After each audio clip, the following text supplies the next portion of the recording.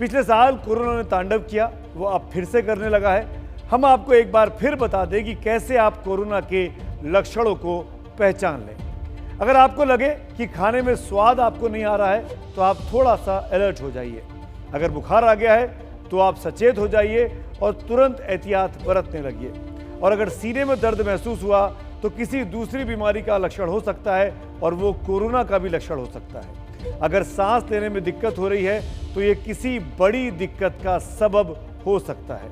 लगातार खांसी आ रही है तो ये भी कोरोना का लक्षण है। और पूरी नींद लेने के बावजूद थकावट बनी रहती है तो ये भी एक खतरनाक लक्षण कोरोना का हो सकता है। कोरोना के बढ़ते मामलों की रफ्तार डराने वाली है। ऐसी रफ्तार तो पहली लहर में भी नहीं दिखी थी। इसकी वजह एक नए इंडियन वेरिएंट को माना जा रहा है। क्या है ये इंडियन स्ट्रेन, इसको जानने के लिए आपको ये हमारी खास रिपोर्ट देखनी होगी।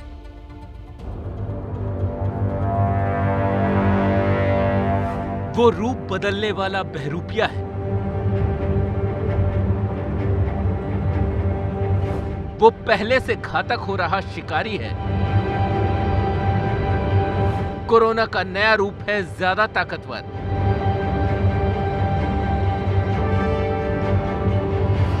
क्या भारत पर हो रहा है कोरोना का डबल अटैक? नया म्यूटेंट पुराने वायरस का नया रूप है जिसमें 2 म्यूटेंट शामिल हैं, यानी कोरोना ने 2 बार रूप बदला है। इस म्यूटेंट का नाम है E484Q और L452R, जिसमें L452R वाला म्यूटेंट ज्यादा खतरनाक समझा जा रहा है, जो बेहद तेजी से फैल रहा है और ज्यादा लोगों को शिकार बना रहा है। कुछ म्यूटेंट वैरायटी हैं जो बहुत तेजी से इन्फेक्ट कर रहे हैं।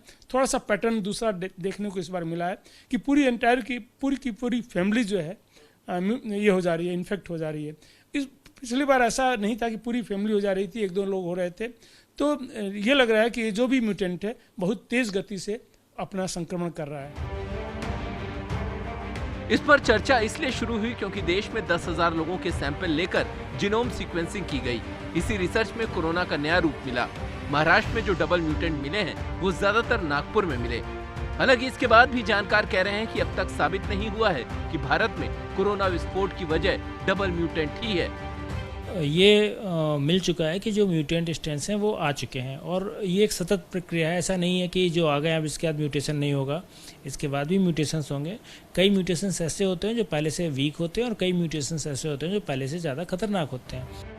अगर कोरोना वायरस को आप देखेंगे तो उसकी बाहरी कवर पर स्पाइक यानी कांटे बने हुए हैं। इन्हीं कांटों की मदद से कोरोना संक्रमित करता है। म्यूटेशन के चलते वायरस की स्पाइक प्रोटीन में बदलाव हो गया है।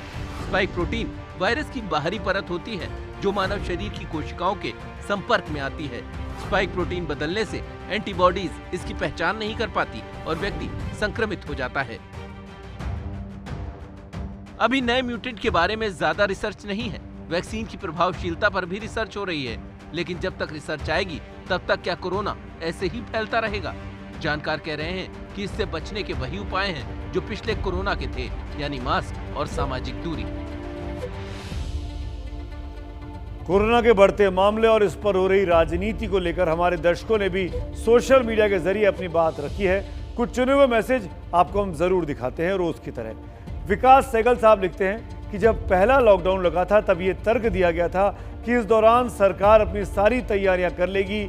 आज फिर हम वहीं खड़े हैं। अस्पतालों में अभी से बेड की कमी होने लगी है। पूरे साल सरकार ने आखिरकार किया क्या? वहीं गंगाधर वाजपेयी साहब ने लिखा है, विपक्षी पार्टियों को जनता की कोई चिंता नहीं है। इन्हें अपनी मिटते हुई अस्तित्व की चिंता सताती है, इसीलिए ऊट पटांग बकवास करते हैं। राघवेंद्र सिंह बघेल का मानना है कि कोरोना के नाम पर राजनीति की जा रही है। चुनाव के लिए कोरोना नहीं है, युवा बेरोजगारों के पेपर करवाने और किसानों को उनके हक के लिए लड़ने से रोकने के लिए कोरोना है।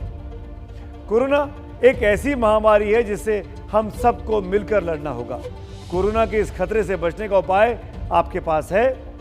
और एक बार फिर एबीपी न्यूज़ आपको आगाह करता है कि कोरोना गया नहीं है, इसीलिए लापरवाही ना बरतें। इसके लिए हमने मास्क अप इंडिया की नाम से मुहिम चलाई है। आप कहीं भी हो, कुछ भी कर रहे हो, मास्क ज़रूर पहन के रखिएगा। इस मुहिम में हमारे साथ भागीदार बनिए। मैंने आपसे वादा किया था कि आप मास्क पहनी हुई तस्वीर के साथ सेल्फी खींचकर हमको भेजिए, हम वो दिखाएंगे। आप देख सकते हैं तमाम जैसे हीरोज़ जो है, जो कोरोना वॉरियर्स हैं, उनकी तस्वीरें एबीपी न्यूज़ पर चल रही हैं। ये सेल्फी दिखाने का सिलसिला तब तक चलता रहेगा जब तक हिंदुस्तान के लिए, इस मानवता के लिए मास्क पहनना ज़रूरी है। आप तमाम लोग असली समाज के हीरो हैं क्योंकि आपने मास्क पहनकर रखने की प्रतिज्ञा की है। आप भी मास्क पहनकर रखने की प्रतिज्ञा करें और अपनी मास्क पहनी हुई तस्वीर, सेल्फी हम तक ज़रूर पहुँचे।